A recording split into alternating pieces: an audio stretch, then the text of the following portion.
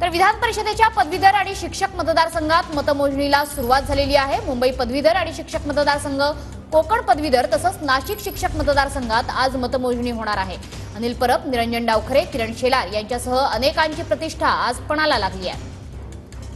तर मुंबई शिक्षक मतदारसंघ, त्यासोबतच पदवीधर मतदारसंघ, नाशिक आणि कोकण या ठिकाणचे देखील पदवीधर मतदारसंघ, शिक्षक मतदारसंघ यांच्या निवडणुकीची मतमोजणी प्रक्रिया आता सुरू झालेली आहे। ही दृश्य आपण थेट बघतो आहोत।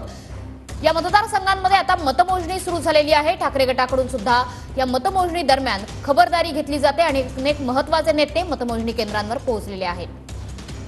खरं तर या निवडणुकीमध्ये बघितलं आपण, आपल्यावरती अनेक आरोप प्रत्यारोप होते, ते विविध प्रकारचे टीका टिप्पणी देखील झाली। मात्र आपलं विजयाचा आत्मविश्वास जो आपण आज व्यक्त करताय त्यामागचे कारण काय समजावे?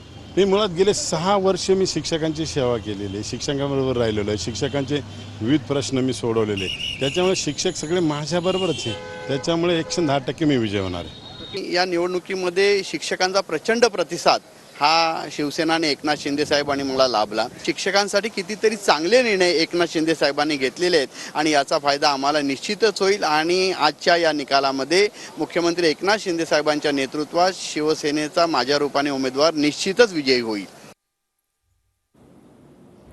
तर विधान परिषदेच्या